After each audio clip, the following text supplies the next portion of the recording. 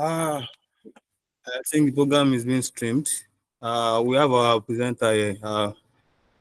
Welcome, Engineer Dr. Karim. Welcome, sir. Welcome, President and others too. Okay, thank you very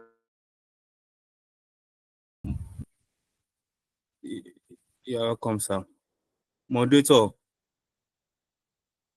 Okay, so we can start. please. Okay.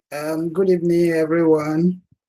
It's a pleasure to have you here once again. I think the last time we were here, we were talking about working and living in Korea and all of that. And I know that we all can still remember the wonderful session that we had. So thank you once again for joining us this evening. And I also want to welcome our distinguished lecturer this evening. So it's really a pleasure to meet you. So, but without taking too much of our time, the welcome speech will be delivered by the president. So let me give the time to the president to give us the opening remark in person of Engineer Abdul Alabi. You're welcome, President.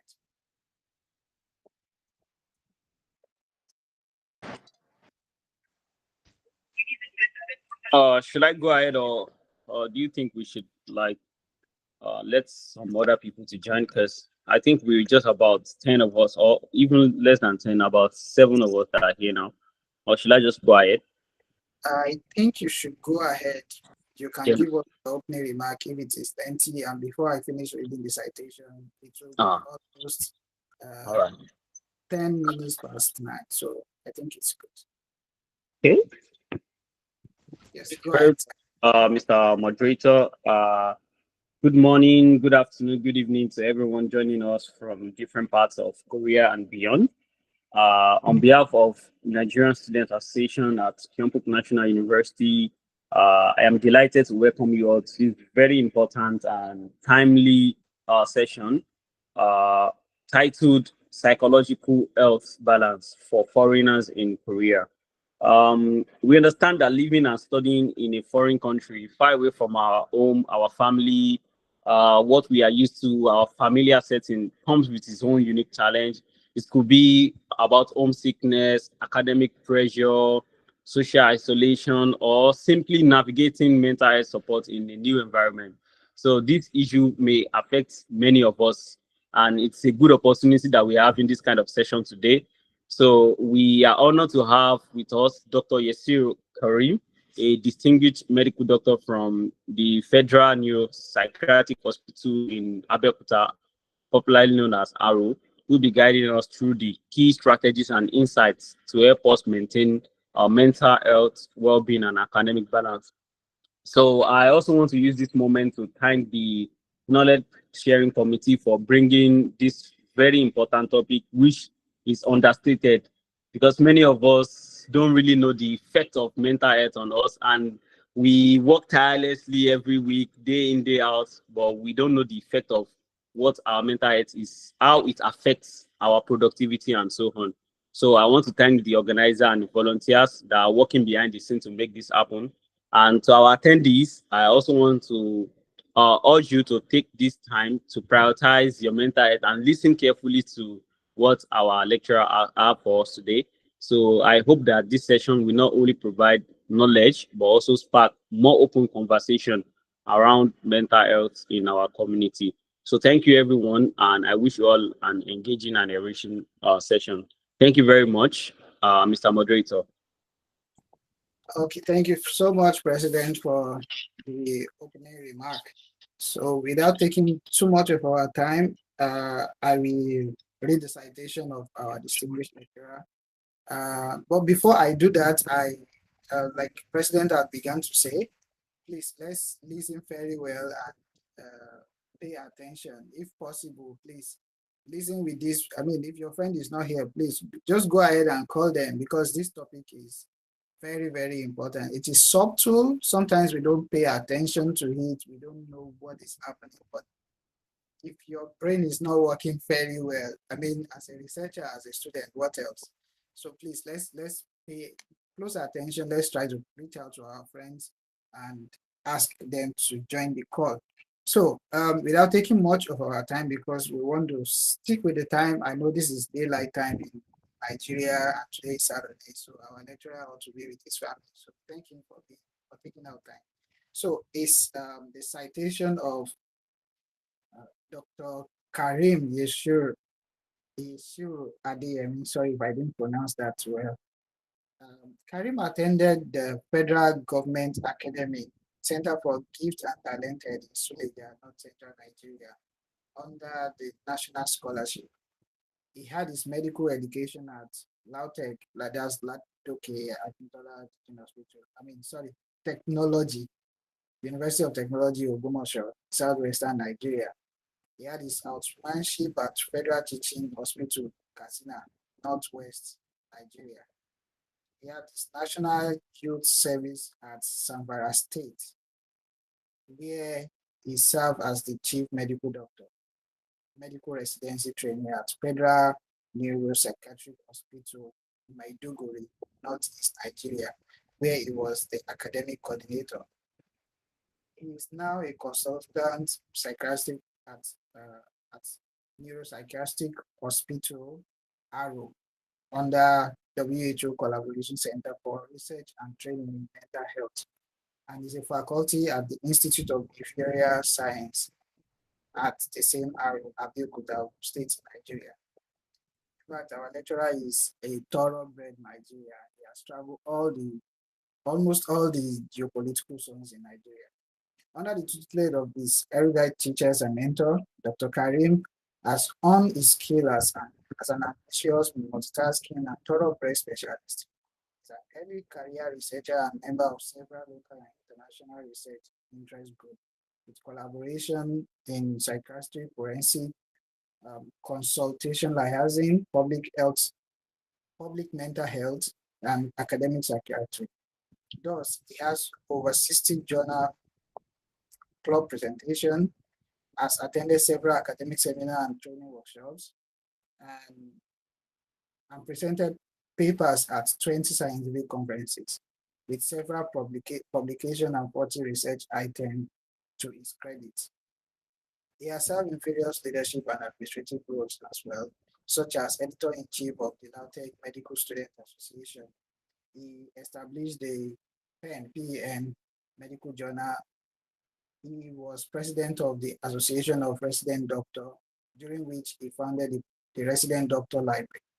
He is currently the chairman of the Clinical Government Committee of Nigeria Medical Association of State. He is the general secretary of Early Career Psychiatry section of the Association of Psychiatrists in Nigeria, and public relation officer of Medical and Dental Consultants Association in Nigeria. He is also a recipient of several honors, including a fellowship award from the Japanese Society of Psychiatry and Neurology, and a fellowship qualification from West African College of Physicians. He's currently under a scholarship beneficiary of the Field Epidemiology and Laboratory Training Program, pillar of the Africa CDC Mental Health Leadership Program, where he represents Nigeria at Ghana for an African Field Epidemiology Network Competence Certificate, and an MPhil degree holder in Applied Epidemiology and Disease Control of the School of Public Health, University of Ghana. He is the MD CEO of Mindrest Service Hub. The platform, the Service Hub platform is an hybrid platform for mental health, psychotherapy, academic writing, research collaboration, public presentation, and speaking. He is husband to his wife and is happily married. He has so many children. I think we are going to adopt me as one of your children this night. So it is really an honor to have our erudite scholar, our doctor in the house. He is a leader, a mentor, and a speaker. So let's listen very well as we go through the lecture. So it is my honor to welcome you. Please let's give him our emoji clap innovation as we welcome the speaker. You're welcome, sir. Okay, thank you very much. Um, a good afternoon, everybody. It's afternoon here in Ghana. Yes, sir. Good afternoon. Hello, Peter. Am I audible? Yes, you are. Okay, so good afternoon, everybody. Um, I want to start by appreciating the NSA for inviting me. And by this, since I've been speaking, he has been on my neck, even though it was quite um, challenging to be available, particularly at this point in time and all that. But I just don't like to disappoint people. So I just said I'll just try and alhamdulillah. Even though I have an engagement now, but I'll be as smart as possible. And I hope that the little I'm going to be able to share will be of benefit, at least to some extent, to us as foreigners. And I'm basically treading the path of having to leave one's fatherland or greener pasture comes with its own attendant consequences, which could be seen in different realms of participation. And of course, many people's family life, spiritual, academic, and psychosocial life have been adversely affected by just that act of migration. And in Nigeria today, we tend to receive different forms of patients. Of course, because the access to mental health services abroad is not as easily available or as readily available as when we have it when we have in Nigeria. So many people are about to come back for mental health services, and then sometimes even some parents are about to sometimes bring their children back home. So the this particular topic really has a lot of relevance in this day and time. And so I must say that I commend the organizers for thinking through this time. Now it is a big area, so it's unlikely that I'll be able to exhaust um everything as regards mental health status affected with migration, but I will try my best to see how much I can cover within the stipulated time, because I know as academic we all have different skills at time, and we don't want to expand all the time that we have on just a particular webinar session. So I'll try to do as much. I've been giving um, some highlights to discuss, so and I will try as much as possible to keep within that highlight as given. However, it is important to set some stages for what will make understanding of the highlights important. So that will be the reason why I will say one or two things that may be outside and what I have been given. So the aim of all this is just to create a balance or a template for the discussion. So, and also, I will also um, touch some areas that have to do with my own personal experiences as a practitioner. What I have seen happen to people who have traveled and how relocation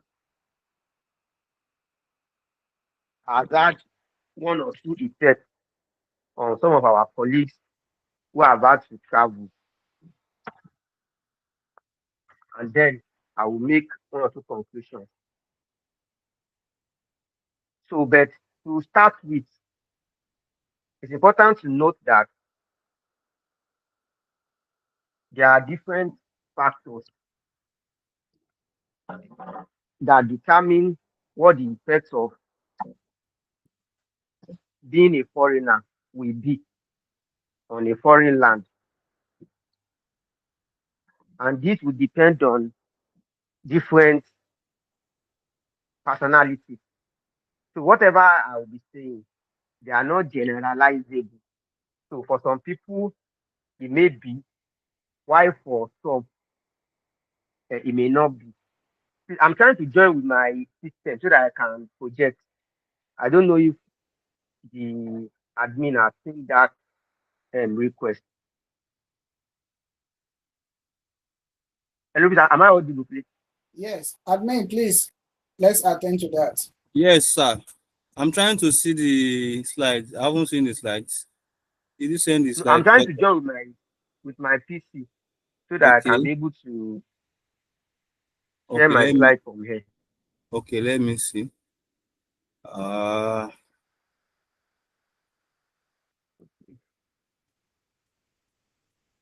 Okay, let me try it go again. I ahead, think sir. it's probably network. Go ahead. Yes.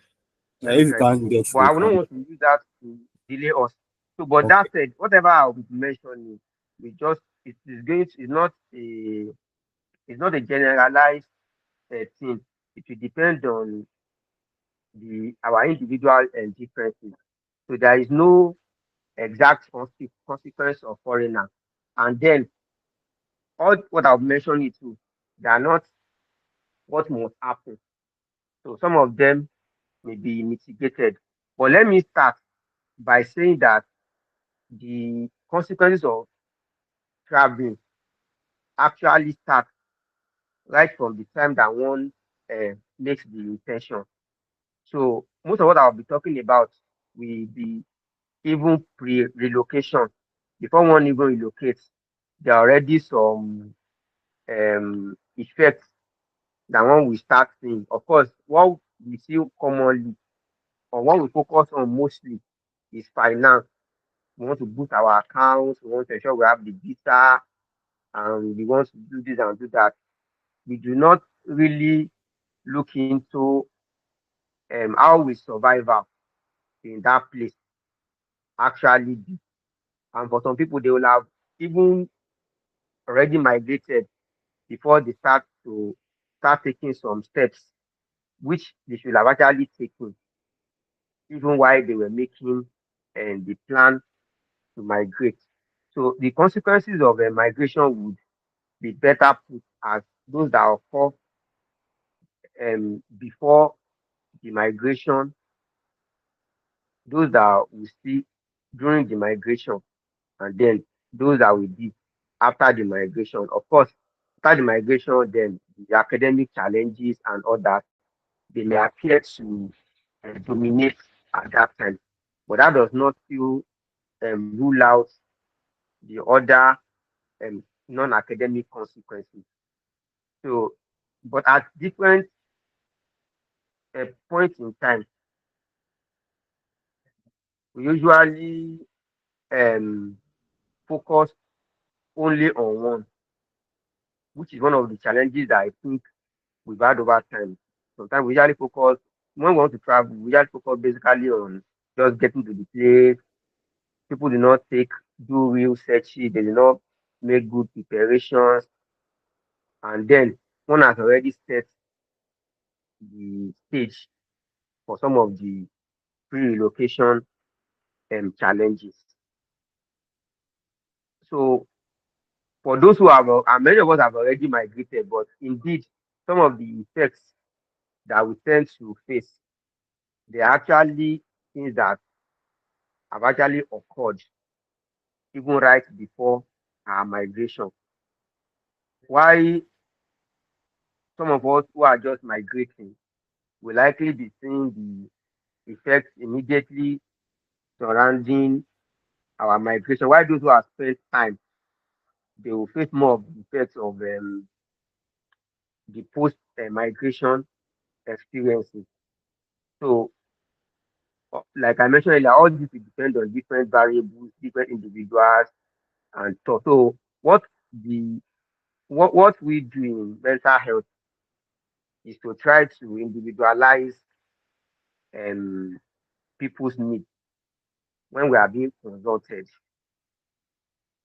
But of course, today I may be happy since I'm talking to a group of people, I may appear to generalize some things, but it's important to note that everything about these concepts are actually individualized. It depends on different people. Different people will experience, different people will have different experiences.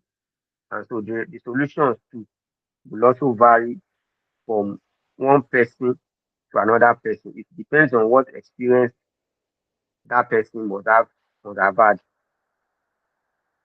So and then another thing that would be highlighted, particularly as regard what the um, mental health challenges that people may have, is that there is what we call factors in mental illness. Mental illnesses are syndromic in the sense that it is not like malaria that if somebody has fever, the person is having headache, then the person may be having malaria. It goes far, far and beyond that area. It is a complexity of different signs and symptoms, which we technically call psychopathology. It's a group of all these things that constitute mental illness, and there is really no mental illness particularly that people that migrate would have. However, at the same time, there is no form of mental illness that somebody that has migrated cannot have. It's all a factor of different circumstances that surround that individual's migration. So I've not really um, studied much about migration around Korea because, like I mentioned, it is essentially context specific. Where you are, the consequences that one is likely going to face will be largely a factor also of that particular environment. So the challenges that people that migrate to UK and US will face will differ from challenges that people that migrate to the Middle East or the Eastern Asia or other parts will face. Most of the documented studies, which I would have loved to reference, are more focusing on United Kingdom and Canada, as we know. However, I tried to search around our area, and then I was able to see a study that was actually done among the Chinese. Perhaps maybe if my search has been wider, maybe I would have seen something specifically among people from Korea. But of course, some of these things are actually applicable to each other and indeed one another. So we may actually use one to represent another.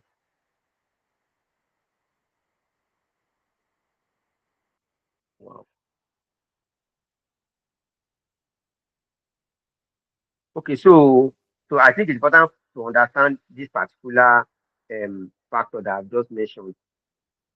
And then lastly, I'll just be highlighting some of the coping um, mechanisms or let me say coping strategies by which we may be able to um, address some of these challenges. And since we are talking to an association, I'll probably also be making one or two recommendations for us and association too, which is one of what we are doing currently. I believe for members who are participating at this meeting and other meetings that you are having, I believe that it should be of an immense benefit to them. And I will encourage us to have more and more of this. So please, can you see my request again now? I think Doctor, I haven't seen it yet, sir.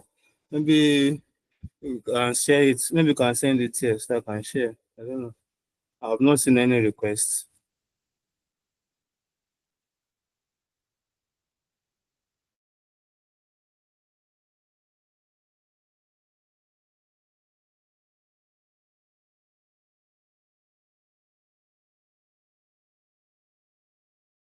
To click on share screen, it should pop up automatically, sir.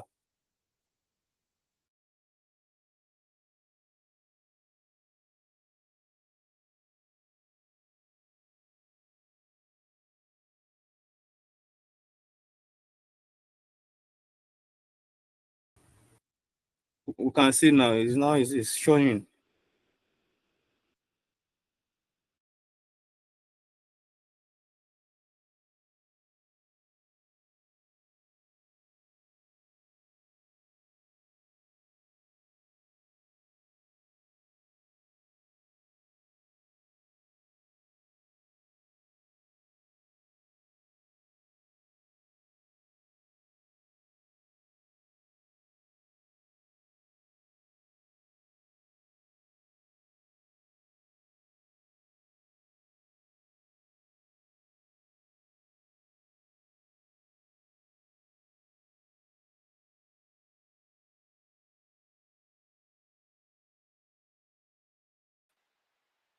okay, I see my screen is visible now. Okay, okay. Okay, so I'll try to go off camera so that it will not affect my bandwidth. I wanted to just show myself for more context, but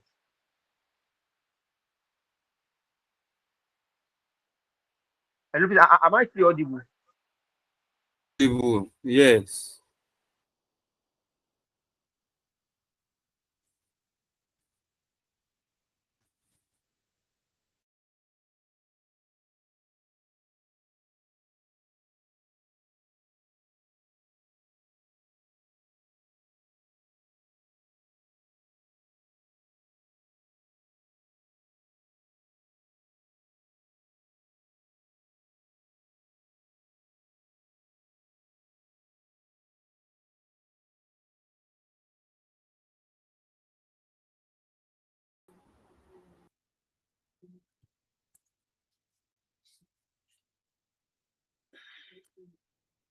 Hello. We can Yes, hear sir. you, doctor. We are with you. Is my slide moving? Oh, no. No. Okay.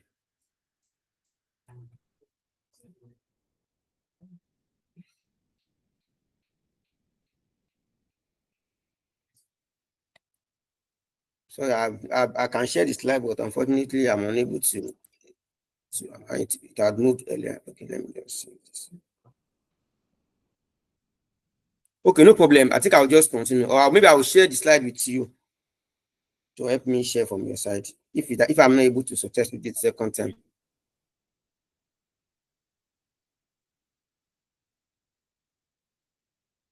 Okay. So I've talked about. There's an echo.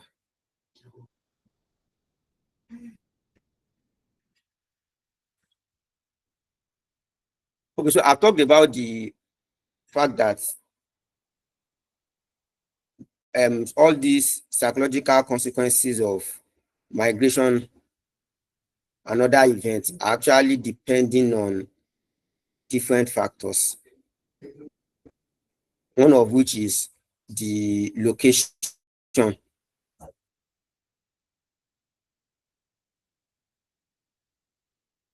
So the other factor that we want to really mention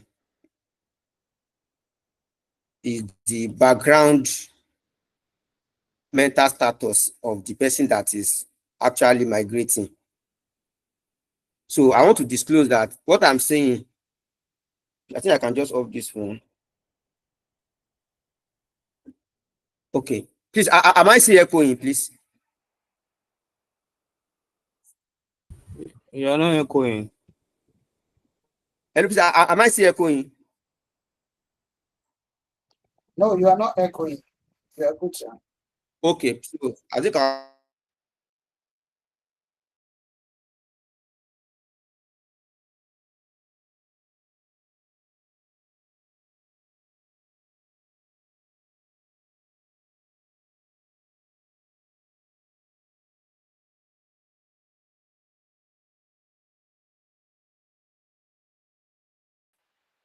so relocation is both a qualitative and a quantitative stressor to somebody's mental health, and it's quite a complex phenomenon.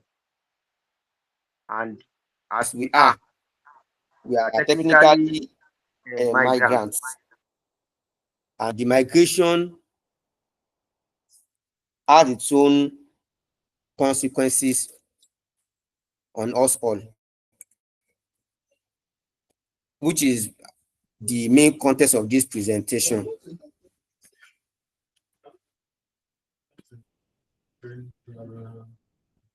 So I mentioned earlier that the factors that affect relocation, there are many. So one of them includes to study, like many of us, other people to seek employment, marital purposes, to avoid political persecution and others. I will not waste time on these factors. So these are some of the stages of relocation and some psychological consequences at each stage. That is from migration experiences, country of origin, then making decision to migrate, then what to expect at migration, migration break in the substance of the experience within the country of origin. So starting from some vulnerabilities, financial, social, biological, which will further influence the decision to relocate or not to relocate. And then when one is relocating, other factors will now come in, like other life events. Some people will relocate and lose their relationships, some will have to lose their assets, some may lose some support. And by the time one is trying to migrate, the issue of acculturation, that is trying to cope with people's culture too. So it is likely that the longer the distance, the more the reality change will occur. So usually this is our technical expectation. People that are migrating will think that I'm traveling out, I'll be getting the best of education, the best of lifestyle, the best of leadership and all that. But this is the reality on that. There's really no perfect environment, no perfect world. So there are some things that will be better, both academically and otherwise. There will be no much difference between what we had in Nigeria and abroad. Why for some, there will be something that are worse. So it is this that are worse that will become disturbed about. So, and after relocating, then we face the real challenges. Some of the challenges faced by foreigners include racial discrimination, cultural identity, expecting of achievements, then the stress with adaptation, and of course discrimination and economic and financial difficulties and ruthlessness. So what are the factors that determine the influence of migration? So one of the factors is the age and the gender. So the younger, that's children, and the older adults, it may not be easy for them to migrate. It may not be easy for them to cope with migration. And then, as we all know too, it's not as easy for females compared to males. Then the previous mental well-being too and medical well-being. Person that somebody that has a background medical or mental illness, migration may not be easy for that person. And then even the length of stay where one is going. And other economic factors, employment, housing, family. So if somebody is already having a well-paid employment in Nigeria and the person travels abroad, it may not be as easy. We have heard of bank managers who have left, sold their properties, and became depressed or even mentally ill. But when you see people who don't have anything already, if they are going, they will face lesser of those economic in quotes because they already have anything already in Nigeria. So when they travel abroad, no matter how bad it is, not be as bad as what they had at home. Although this must also be the other way around. Then the type of adaptive mechanism that person uses too will also influence how that relocation will affect the person's mental. And of course, social support. Like we are on this page now, the NSA is a form of social support for those who realize that purpose. So some of the you can talk about age. Another thing is the language. Of course, in places where they are speaking your language, if I'm migrating to UK, US now, the language barrier is, of course, our English may differ a bit, but at least we'll still communicate. If I'm migrating to a place where English is not their language, that one itself too is a challenge. As you have seen in my CV, as a Nigerian, I go to school in all the regions of the country. The Southwest, where I was born, the North Central, Northeast. And one major thing that I think I faced was language barrier. And now, as a doctor practicing, I had to have people to translate for me, and it wasn't very easy. So if you talk about one reason for me for relocating back to the Southwest, language was top among them. So then, of course, the occupation one is going to do as well too. So if you are moving from a successful career and going to start afresh, there will be challenges. Which one should be ready for? And among other things too as well. So of course, for people that are moving at the large extreme, people that are very highly educated, professors and all that, now going to take unskilled job, there will be difficulty. People that are not educated at all too, now going abroad, of course, they also have some satisfactory challenges as they move. Then the family and the household as well. People that are coming alone, waiting for them to join them, they may experience some distress, unlike people that are moving as a family. But we all know that moving as a family too is also challenging. So it's neither here nor there. But it has been noted by studies that people that relocate from socio-centric societies to alternative cultures, they find it difficult to adjust because the society they are going to may experience to be in a particular way. Where they are coming from is not their own upbringing. Of the 4 family types that we have, living alone, nuclear, extended, and divorced, people are divorced or single women. They usually have difficulty in adjusting.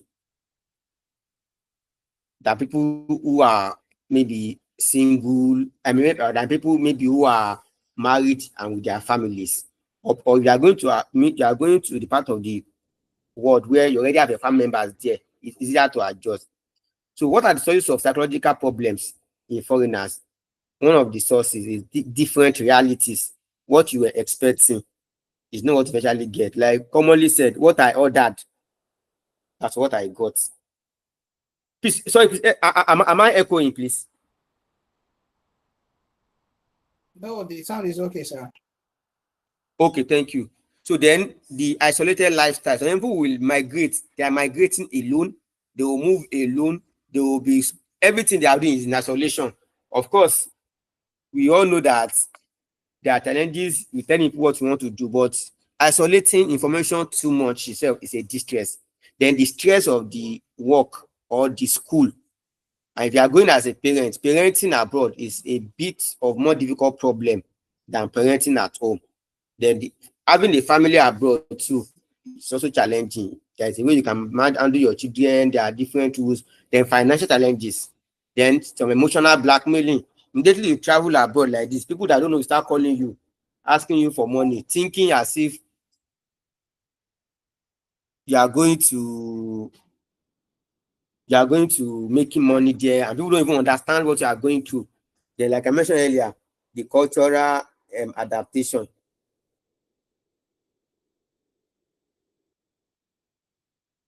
So, what are some of the mental disorders with relocation? I'll just skip here because of time.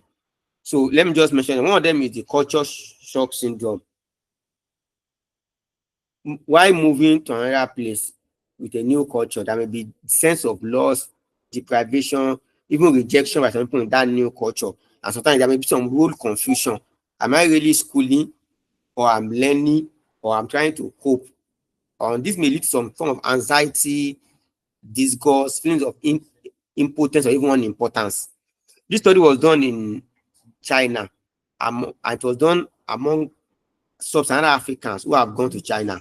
And then it was 2020 study, and they tried to assess their quality of life after migration. And some of the factors that determine their quality of life include attitude to the culture, satisfaction with the living conditions. Then those that may give them negative quality of life, including becoming sick and even having mental illness, like depression. So, and then this particular study, it underscores the need to understand that there are different factors that affect the quality of life among people who are migrating. So the environmental factors that they experience after migration, they are very key factors which build on previous evidence on migration. So, like I mentioned earlier, depression is a major problem when people migrate, because you are losing your loved ones to migration, support is going, relationship, access, and a lot of other things. And a factor with coping with the culture too may also support the depression. So this study was done among Nigerians in Canada and trying to assess depression among them. You will see here that 54% of them were not satisfied with their employment. A majority of them had some form of support network, while over half were positive for depression. What are the factors that were common? Being females, being single, lacking satisfaction, and then spending more than 10 years in Canada were independent factors that predicted depression among people who have traveled. So then there is this syndrome that we call the foreign student state syndrome. Of course, there are no conclusive findings about this syndrome, but however, it has been linked to stress from difficulty in coping with the culture and other challenges in migration. This syndrome was described by Hopkins in 1975, and it comprised of different things like withdrawal, passivity, and others. 28% of Iranian and Nigerian students actually had psychological problems compared to British students in this particular study. So then PTSD, this means post-traumatic stress disorder, which is linked with cultural bereavement, exposure to torture, pre-migration, intra and post-migration, and of course illegal migration as well. And religious persecution, political persecution also makes somebody to think back and regret migrating. So then psychosis. We've seen many patients who have traveled and then become drug addicts, became psychotic, became schizophrenic, and other things because of factors like the concept of self, issue with migration, issue with aspiration versus the real achievement, among others. So what are some of the coping strategies? One, before migrating, it's important to seek adequate information of the culture and then build resilience. That's being able to cope with stress. And then if necessary, doing some health checks and stuff. Is it time? Huh? Is it time? No. Okay, please give me 20 minutes. I will soon be done. I have a meeting. So coping strategies while you are relocating. Importantly, a lot of people travel and they burn bridges. So people travel and then they use a lot of different maneuvers, desperate, because they want to live by all means. You don't want to miss that next semester. You want to miss that session. All these things actually worsen anxiety and can even heighten stress while relocating. Then, of course, where we are going, post-relocation, it's better to manage cultural bereavement. You are going to be going to a new culture. I mean, worship centers, you might not get to worship as you have wanted, you might not see your own denomination, you might not see your ethnic people as available, and and then managing your expectation, especially the aspiration versus achievement mismatch. So these are some of the things to do when you are coping and when you are migrating or post-migration. One has to learn how to cope with their culture, how to cope with their identity, how to cope with the fact that what I am expecting may not exactly match what I'm currently achieving. So as the Nigerian Student Association, one of our roles is to build awareness among our population of students and be doing regular training like this so that people can learn about some of these things. And as well, we should ensure that as people are migrating, we discuss some of the challenges with them and how they can navigate this successfully. So then we are also policy makers. We can also recommend to the university that where we are, what we think should be done for our own foreigners. I believe that there will be an official body that is answerable to foreigners in a particular country. We should be able to lobby around them, try to ensure they mobilize resources for people who are coming. They do training, cultural competency for people who are new, and then they do not deprive our colleagues of their rights, right to the right health. There should be no discrimination in terms of indigenization. These are something that we can actually advocate for as association. And then the admission criteria should not be skewed against the foreigners. They are already coming with challenges. So all those things that should be done should be regular. And then we can also assist them assist them in assessing healthcare. So these are some of the case studies I may have experienced. I've seen people who have traveled and then that was the end to their professionalism. So people who have traveled and their marriages have been broken down. I've seen patients along all these lines, and many people have traveled and then that particular traveling led to delay in their training, why some even had industrial burnouts for traveling. So concluding, what are the ways that we can use to cope and our academic workload and others? First thing is that we must ensure emotional stability. At every point in time, we should remain calm and composed. Whatever you are going through at that stage, people have gone through it, but without being calm and composed, one will lose the composure. Then one should train to be resilient, able to bounce back from any adversity you face. Then to be self-aware of yourself, you know your words, you know your thoughts, manage your behaviors, and then to have a positive sense of identity. We should have positive confidence in ourselves. Many people are so negativistic that they will focus on their negatives and they do not appraise their own positive gains. So we should know that some of the unique factors, if I will summarize, that affect us as foreigners is one, the cultural differences, the language barriers, and then the social isolation. So we should be able to manage all this in our academic lifestyle. In some countries, you have to learn their language before you can start education. So we should put that into consideration. In some, you have to learn some of their cultures to understand them. The tonation, even when we speak English, some of our tonations are difficult to follow. The Australian English, Canadian English, British English, American English. Even in Africa, yeah, what we speak, our English in Nigeria, English in Ghanaians, English in Sierra Leoneans, in Liberians, and in Kenya, they are all different, and even Ugandans. Now talking of traveling. So one is to understand this and also so you can incorporate it in your academic work progress as well. Then, importantly as well, one should be able to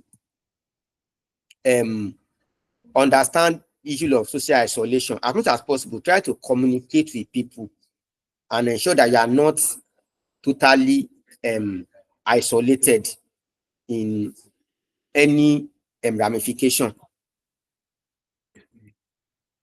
Then, because one may be homesick, they may begin to be homesick and have identity concerns. So it's important to share some of these experiences with people, and they will guide you through how you can cope with feeling homeless and feeling sad in an homeless land. And of course, the psychological impact too of migration. It's important that one seeks guidance on this.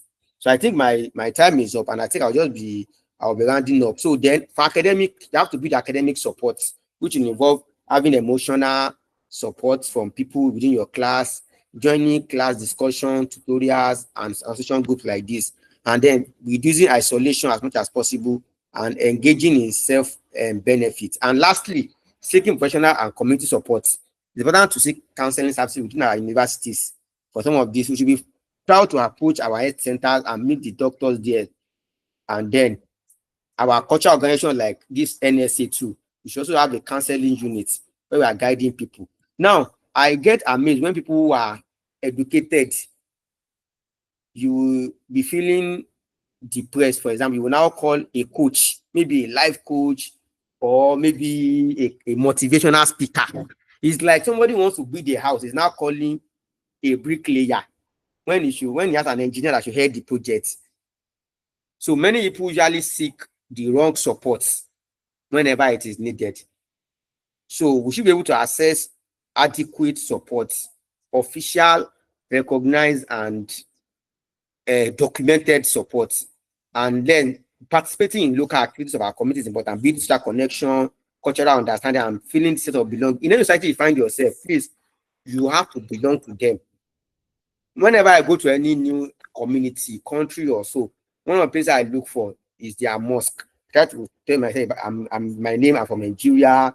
I will discuss about it, and then I build that friendship with that Muslim and with that community. And in the academic, my faculty, I build close relationship with them, and then with that, when you fall into trouble, you can always come to your aid and give you a guide. And within that community for myself, I would like to look for a mentor who is from that same community, who speak the language, the culture, and from that person, I'll be learning some of their food and all these things that actually help you when you even go out to cope. And then assessing mental health services. I mentioned that our support should be professional. Are going to assess. Many people, like I mentioned, they assess people who are not certified. So because of that, they even worsen, they will give a lot of scare, they will give a lot of problems and co. Somebody is in abroad, is still ordering for herbs from Nigeria, herb that you cannot get it there. When somebody can actually prescribe medication for you and you get medication there. So we have to be professional in our seeking for help. And then it should be professional, it should be specialized services that we should seek for, and not the other way around. And in the world today, we now have online platforms, digital platforms that do all this. So we can also take advantage of some of these online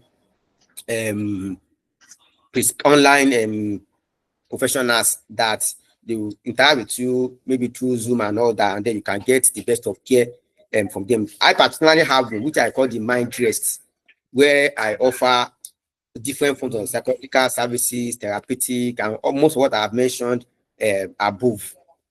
So, and lastly, we should also develop self-help tools and mindfulness among ourselves, which involve being prayerful, meditation, and looking for other self-help resources that can help us as Africans abroad. So I want to conclude that migration is a huge personal and collective decision and a significant life event.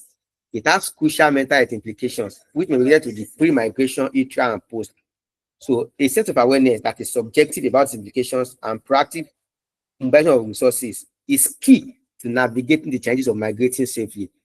So within the broader context of the SDGs, there are important rules that policymakers, like we in this meeting today, can actually play in safeguarding the health of ourselves across the globe. So thank you very much for your time.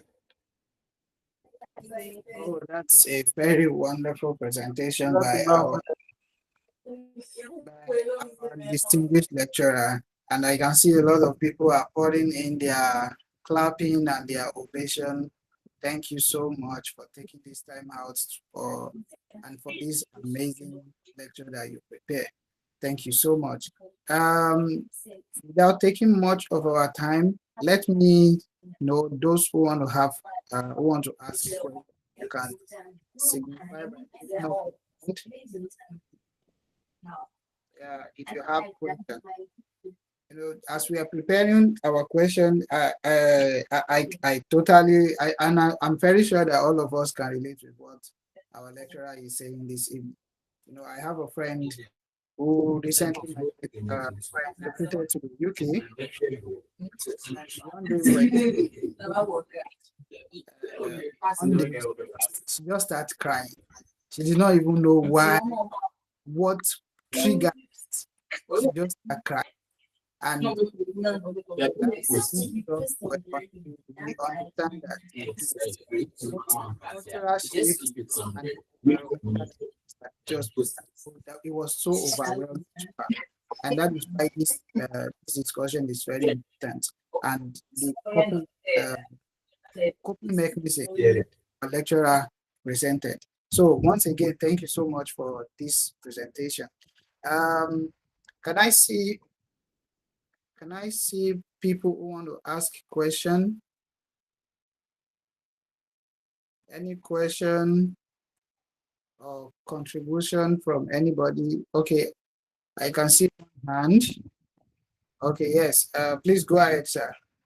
Yeah, thank you, Mr. Moderator. My great doctor, thank you very much for the presentation. When you were talking, I mapped some of the ideas with my previous work on psychiatric outreach expert system. And when I did that, I noticed that there are so many symptoms of psychiatry. And it's not just something somebody can just detect on that this person is having a psychiatric disease. In this particular realm, there are different levels: level 0, level 1, level 2, level 3. In fact, I got to know that if one is driving on the road or you're walking on the road and you just found somebody saying, that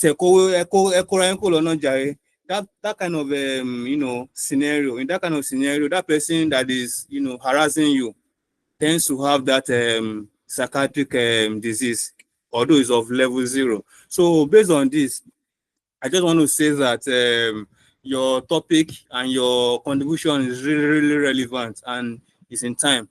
And I hope that we'll continue with this program. But to my question, I just want to ask that what are the solution? What are the recommendations to cope with cultural barrier and language issues in a particular setting? Thank you very much.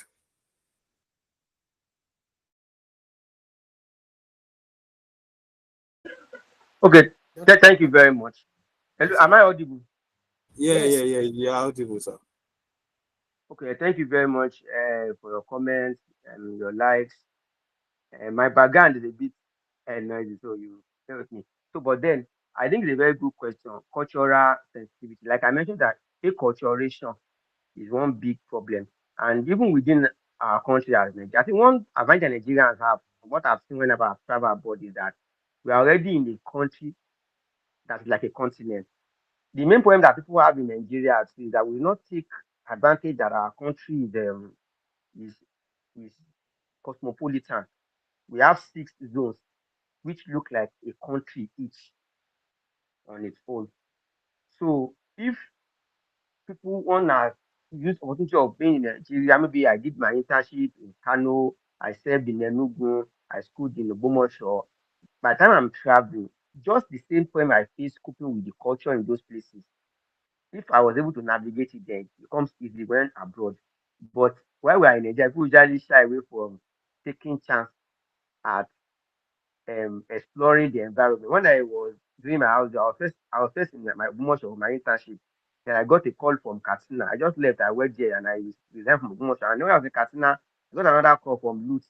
I said no, let me experience this Katsina, and it was really helpful for me in navigating the northwest. So I think one of the first things is to be part of that culture. First of all, trying to learn their language, their basic greetings, good morning, good afternoon. Even though I'm in Ghana at present, I still try to learn their way of speaking English. Some of their Ghanaian, at least people are like okay when you speak like them. So one of it is language. The more you learn of people's languages, the more that barrier is gone. If you are in a public transport and they are speaking different things, I cannot pick anything, it becomes more difficult. The secondly is their rules and regulations. Different areas have what they do and what they don't do. One has to understand that there is this typicality in Nigeria that we go to another person's country. We don't want to be telling the person how they will do their things. I mean, it's amazing. So one has to understand as students now, you must understand what is their scoring guide in our country. In Nigeria, we used to have 70 as distinction, and we used to have, I think, depending on the school, anyway, we used to have B, C, and D. But in some other countries, they don't have it like that. So we have to understand in that culture, what does success mean in that culture academically? Then thirdly as well, the understanding the environment. Of course, it's risky to be going alone, like I mentioned. But if you get to a place, meet people are let them take you around the campus, around basic facilities in that place. So you see how their culture is and you understand it. The thing is, if you cannot integrate with somebody's culture, don't go to that country. And if you are in that country, you have to because one cannot be fighting on people's culture for years of a particular state in a particular place. So which I think is many people's challenge. Many people's challenge is actually in being able to adapt to other people's culture. So then lastly is their way of life. The kind of food that they eat, you have to try to cope with it because you cannot continue many like I mentioned in my slide, actually it said on nutrition. Some people main problem in a particular country is that nutrition. The person is used to eating pure Nigerian food. Even the foreign food that we eat, the rice, like let me put it foreign, and even the snacks, they are different in other people's country. So we need to learn, we need to learn how to be able to eat their own. What my usually do is that if I need to consider some of my colleagues that are there, maybe who are already Nigerians, they do have learned their way of eating. I'll try to see them cook that local meal or take me to a local store where it is sold. Such a way that so that if I want to buy food, I'll not be looking for rice every time. I can also try to see areas where they make their own local food in a way that is appealing to what we have known about. So this is another cultural barrier to do. And then totally their way of course, it is not about you living your own culture, but at least being able to blend what you are used to in your country and other set of language, the dressing and others. Now the caveat here is that something that they will be doing will go against your own religious belief, your own individual belief and all that. Of course, one cannot force what is not of my belief on me. But even though I'm doing all my belief, I will not step on your own belief too as well. So these are some of the ways. One has to just understand that the reality that see I'm in a foreign place and I have to make sure that I live as much as possible in a way that will not give me problem. Then lastly, building friends among the culture as well. Trying to make sure when I get to a particular place, my reading mates are usually from that place. I share questions with them, I share interactions with them. And if I'm told to pick a room, I usually prefer picking foreigner as my roommate than picking Nigerian. That's me. And I because from that person in my room, I want to learn about the culture, the religion, the this thing, and then it helps a lot towards building my own mental health as a human being. So thank you very much.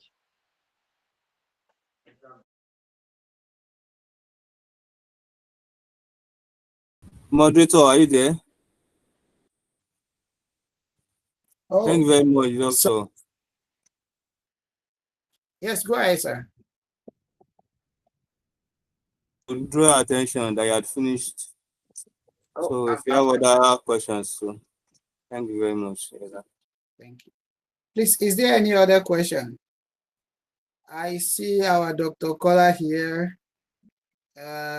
President, anyone want to make contribution? Engineer Anis?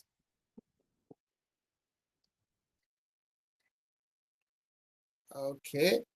So if there's no other question, I think I can bring the president up for the closing remark.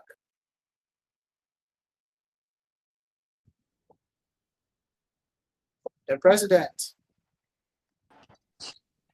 Yeah, thank you very much, the moderator. I want to use this opportunity to say a very big thank you to our honorable speaker, Dr. Karim. I think he has touched on so many important aspects of the given topics and many realities that each and every one of us have to live with. Specifically, we have to first accept and understand that we are in a foreign country. And I think this is one of the things that many people are still battling with and trying to see a way where a foreign country will bend to their own will and their own desire. So until we try to understand that we are in a foreign place, especially in the Asian community where they are very prideful of their own things. They are very conservative and they like to maintain their culture. So we have to understand that it will be very difficult for them to bend towards us, and it will be the best for us to be the one to bend and try to live within the community. So I think the speaker has done justice by also trying to back it up with various academic research, which made the whole lecture very interesting and uh, understandable for us. So I really want to appreciate Dr. Yosef for the effort. And I also want to use this opportunity to again thank the organizer for bringing this very important topic to us. So I believe that each and every one of us has picked one or two things that could guide us in helping us balance our academic work with our mental health. I also want to use this opportunity to urge us all to not forget what this association is for. The main reason why we have this association is not just about bringing us here to come and study and so. The major reason why the association exists, or at least why it was established, is for support, mainly for support, not just to bring us here and leave us here. We are here to always help you, guide you. So I want to tell and remind all of us that anytime we have anything bothering us that could later develop to what we won't be able to control, it is better we speak up. There is always someone closer to us than the other person. So once we have any problem, any type of problem, I believe that there are people that are capable in handling different type of problem. Here we have the elder ones here, we have the religious ones. So if it is religious, even financial, we have so many packages in the association that we could help ourselves. So mental health is really, really very important. And we know that without a good mental state, there is no way we'll be able to deliver whatever we want to try. Well, I want to submit this paper today. If your mental health is not in the best condition, there's no way you'll be able to deliver. So I'm using this opportunity again to call to us that the association is always welcoming to any kind of help, any kind of support. So we have our doctors here. We have Dr. Anis, we have Dr. Equal, and so on, the vice president, and so on, that we could always run to, and myself directly. So I appreciate the efforts of the knowledge sharing committee for bringing together this topic, and also say once again a big thank you to Dr. Yosef for heeding to our call. We hope that this little knowledge that you've shared will sow and bring about a fruit that will germinate into bigger things that will help people and can help people better and maintain their mental health. So I thank you once again, and I thank everyone that has joined from different parts of Korea as well as different parts of the world. We hope that you've been able to learn one or two things. And I also want to remind us that this session is also recorded on our platforms. So in case you joined late or you have anyone that could still benefit from this lecture, you can as well go to our YouTube platform on NSAKNU to find the recorded version of this section. So thank you very much to everyone that is here. And I say a very big good night to everyone. Thank you for staying with us. So moderator, you have the floor. Very much, President. And thank you all for staying around till now. Please, before you go, we need to take We need to take group photo. A group photo? Yes, our technical committee, please, have you done that? And then as they are doing that for us, they will just. Yeah, we're going to do that. Let's all keep our videos on for maybe 10 seconds from now. Hold on, please. Hold on, please.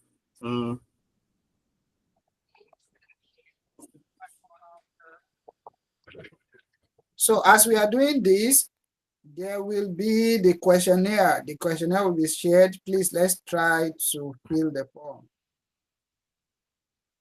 to tell us how you feel about tonight's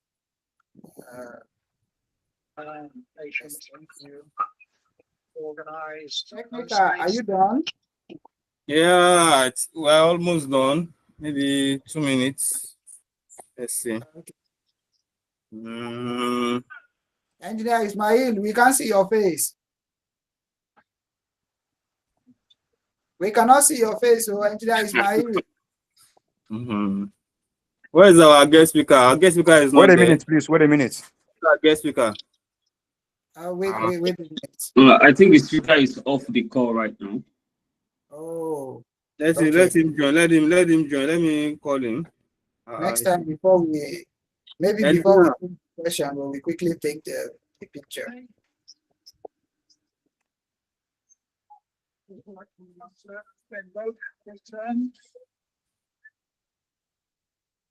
Okay.